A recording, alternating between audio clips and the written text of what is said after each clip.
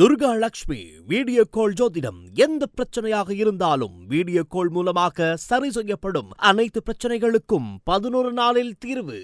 வணக்கம். மற்றும் ஒரு உலக வளர்ச்சியோடு இணைந்திருக்கின்றோம்.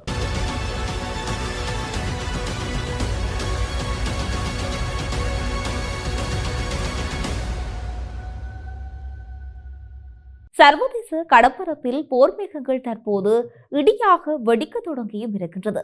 ஹோர்முஸ் நீரிணையில் அமெரிக்க மற்றும் ஈரானிய படைகளுக்கு இடையே நிகழ்ந்து வரும் நேரடி மோதல்கள் ஒரு முழுவளவிலான போராக உருவெடுத்துள்ளதை காட்டும் அதிர்ச்சி தகவல் வெளியாகியும் இருக்கின்றது.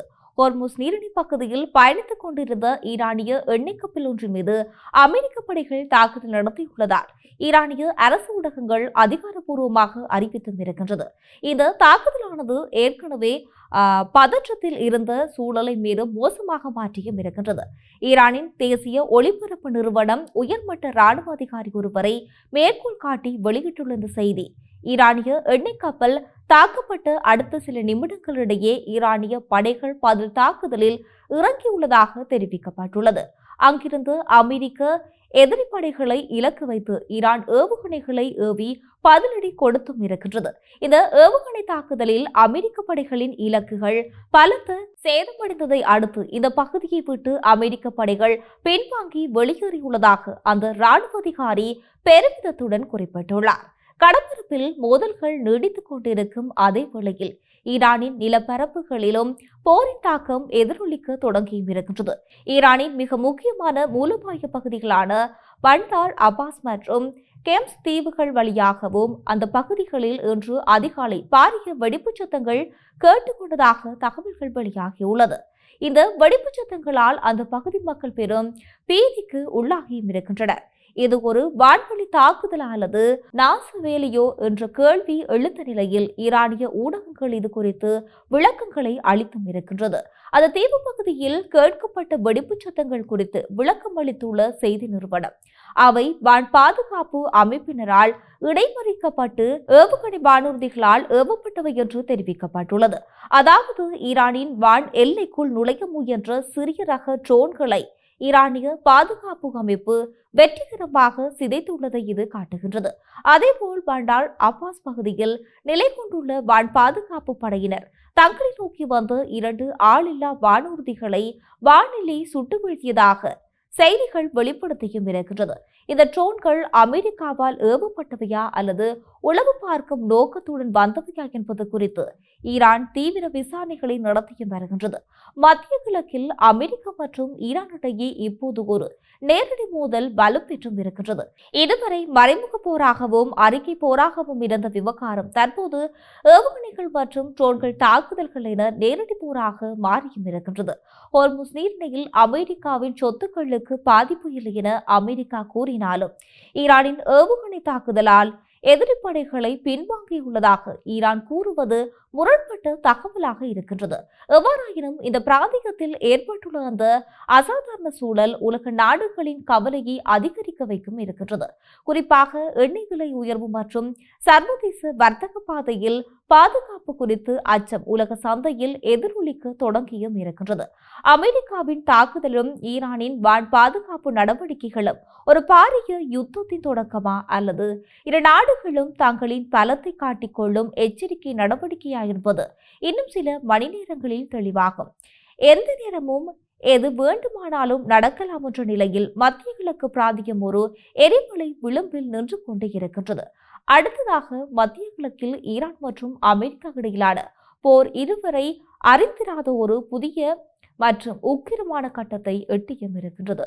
சர்வதேச அரசியல் களத்தை அதிர வைக்கும் வகையில் அமெரிக்காவின் முன்னணி பத்திரிகையான வாஷிங்டன் போஸ்ட் வெளியிட்டுள்ள செயற்கைக்கோள் படம் ஆய்வின்படி ஈரானிய வான்வெளி தாக்குதல்கள் அமெரிக்க ராணுவ தளங்களுக்கு ஏற்படுத்தியுள்ள அழிவுகளை அமெரிக்க அரசு பகிரங்கமாக ஒப்புக்கொண்டதை விட பல மடங்கு அதிகம் என வெளிச்சத்துக்கு வந்தும் இருக்கின்றது. சுமார் 15 அமெரிக்க ராணுவ தளங்களில் மேற்கொள்ளப்பட்ட ஆய்வின்படி 217 கட்டிடங்கள் மற்றும் 11 முக்கிய ராணுவ சொத்துக்கள் உட்பட மொத்தமாக 228 கட்டமைப்புகள் ஈரானிய ஏவுகணைகளால் சிதைக்கப்பட்டுள்ளதாக ஆவணப்படுத்தப்பட்டு இருக்கின்றது.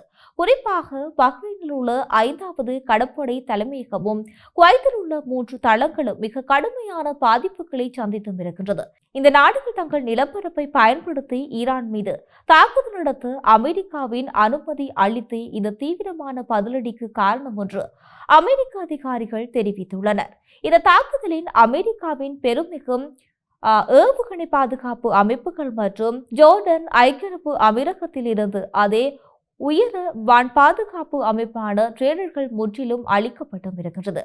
சவுதி அரேபியாவின் பிரின்ஸ் சுல்தான் விமானப்படை தளத்தில் ஓடுபாதையில் நிறுத்தப்பட்டிருந்த விலை மதிப்பற்ற E-3 சென்ட்ரி கடலி விமானம் மற்றும் எரிபொருள் நிரப்பு டேங்கர் ஆகியவையும் ஈரானின் இலக்குகளில் இருந்து தப்பவில்லை.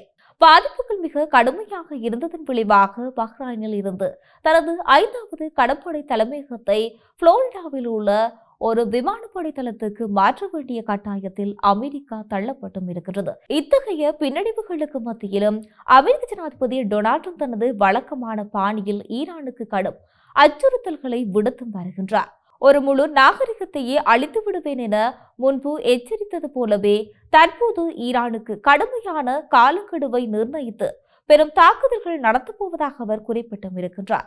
அதேவேளை ராஜதந்திர பேச்சுவார்த்தைகளுக்கான ஒரு சிறிய ஜன்னலை திறந்து வைக்கும் விதமாக ஹோர்முஸ் நீரிணையில் அந்த கப்பல்களுக்கு பாதுகாப்பு அளிக்கும் அந்த திட்டத்தை தற்காலிகமாக நிறுத்தியுள்ளதாக தெரிவித்துள்ளார்.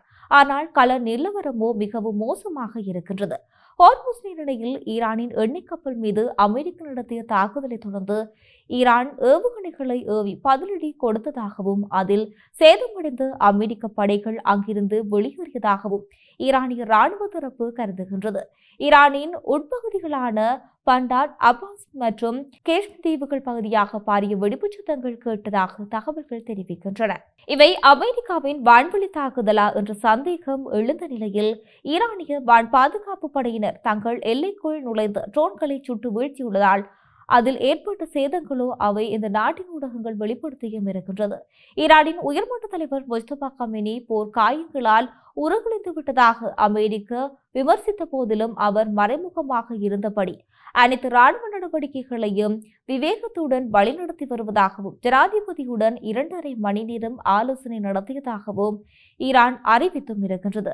அமெரிக்காவின் தாக்குதல்கள் ஈரானின் கட்டுப்பாட்டு மையங்களை இலக்கு வைப்பதாக கூறினாலும் ஈரான் தனது இறையாண்மையை பாதுகாக்க எவ்வித தயக்கமுமின்றி மிக கடுமையான பதிலடியை தொடங்கும் என்று கருத்தினை வெளிப்படுத்தியுள்ளது. இந்த மோதல் ஒரு முழு அளவிலான உலகளாவிய நெருக்கடியாக மாறுமா என்ற அச்சத்தில் ஒட்டுமொத்த சர்வதேச சமூகமும் உறைந்து போய் காத்திருக்கின்றது. இந்த விடயங்களானது இவ்வாறு இருக்க நாம் மற்றும் ஒரு உலக வலத்தோடு இணைந்திருக்கலாம். வணக்கம்.